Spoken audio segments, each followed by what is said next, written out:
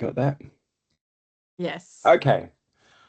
Hi, people. Thank you very much for coming. I'm basically going to go over an initial meeting just to communicate work objectives, responsibilities, and development tasks in regards to the mentoring of a particular subject. Now, the particular subject is the one that we've discussed before, and that is ELP and trying to integrate that into our teaching.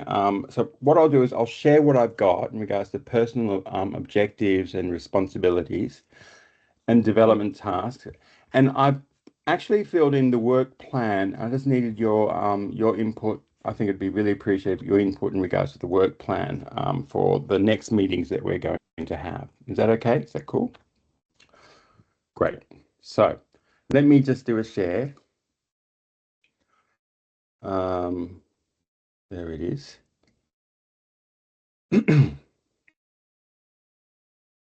Yes, allow.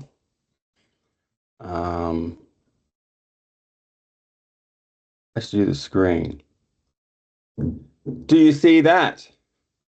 Yes. Great. So Can I'll you just make it a go. bit bigger? Of course. Absolutely. I'm just going to zoom in to 150. Is that better? Yes, thank you. Yep.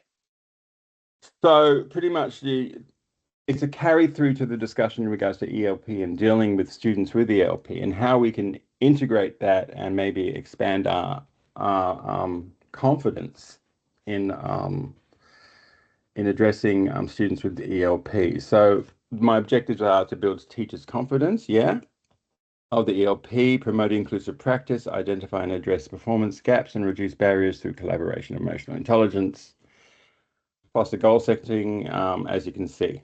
And responsibilities include guiding teachers to implement inclusive practices for ELPs, mentoring them to build confidence, identifying performance gaps, addressing barriers, and fostering collaboration.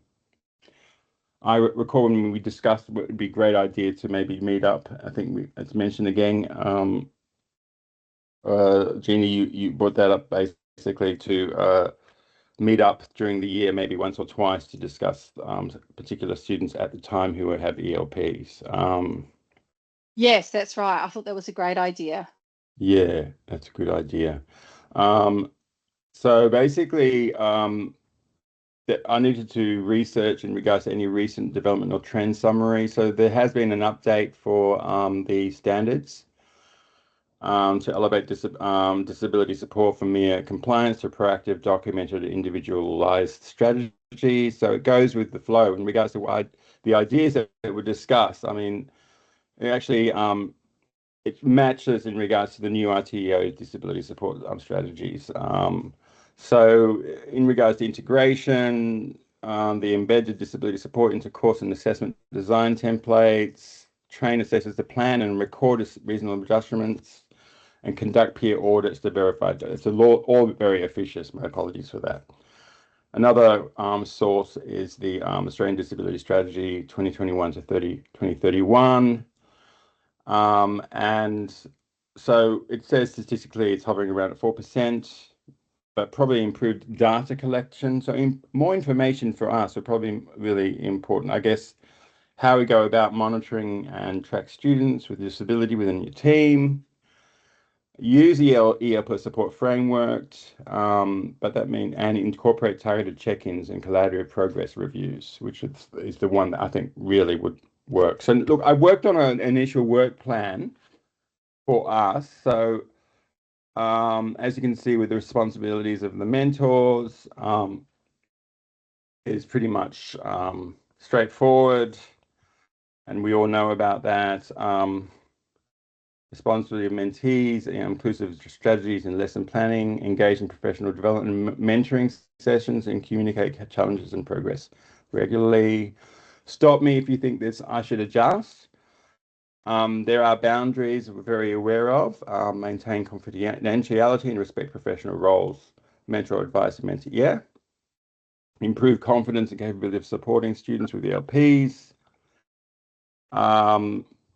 adapting lesson plans, which we do adapt constantly in lesson plans, and managing time and workload while implementing ELP strategies, designing fair and flexible assessments for students with disabilities, up to a point, I guess, recording and evidence. So I'm thinking schedule monthly so far, but that could be less than monthly, mentoring sessions to review inclusive teaching practices and develop a shared resource hub with templates for lessons, plans, and develop. What do you think as a work plan for that? Any thoughts? It all sounds excellent, I think. I like the idea of the shared lesson plan area. Yeah, great. Good. I'm worried that scheduled monthly mentoring maybe I could make it less, like maybe every 3 months or every 2 months, so 2 per semester. What are your thoughts well, about yeah, that? I think it's great. Yeah. Because remember, Yeah. like we really notice students that need extra support with ELP Yeah, about their 4-week mark, actually, even. that's right. So Yeah, maybe the first one would be 4 weeks in, and then the second one would be a month or so after that. That makes Yeah. sense. okay. Or Put even that week in. 10, right? Yeah, week 10. After the break or just before. Yeah, Yeah, because they would have all done at least one assessment by that's then. correct. Yeah. PD, I was just basically workshops, universal design for learning, ELP integration, and complete online training on using AI to creative adapt learning materials. So I think it'd probably be really useful to use AI for integrating and learning how to adapt some of the training material Yes, yeah. for Much ELP needed. students. And that's an interesting learning and definitely mind expanding stuff. That would be great because we could definitely use AI to do some time management for Yeah. projects for students, that Yeah. they can see what they need to get done by what point. Yeah. We can upload our assessments and get AI to really chunk them right down. That's a good idea. Yeah, that's actually a really good idea. Hmm. That'd be interesting. Yeah.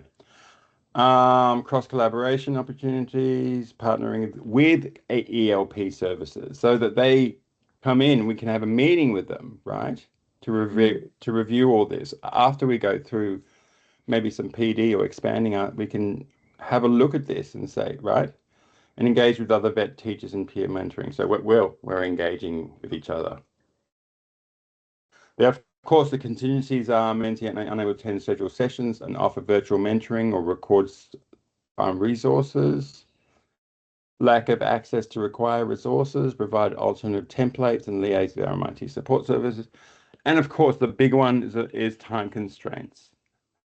And I think it's more of a year plan personally. I don't know what you think, that to adapt and expand our knowledge, but also so that provide much more flexible completion dates for any goals. So even though, yes, I think it'd be great to start this semester, but maybe then the next semester as well, we improve it further. So any thoughts on that? All good? I think it looks great, Ari, what you've got there. Great. Thank you. Okay. Yeah, I'll that stop sharing. looks good. So I'll just adapt Yep. it a little bit and I'll send those off to you and then we can plan the next meetings, etc. Okay. Fantastic. Yeah, Love it. great. Yeah. Are we going to have a meeting before classes though? Probably, right? I think it's probably a good idea to have a meeting before classes. Yeah. Yeah. I don't know, because what strategy would we have? Every student seems to be different. And we don't get the information until very short notice. So Yeah, you're right. So maybe 4 weeks in, that would be our Yeah. best bet. Yeah. okay, work towards Yeah, that. good point. Great. Look, thank you very much. I'm going to stop recording. Thanks, Ari. That was Thank good. you. Yeah. Good.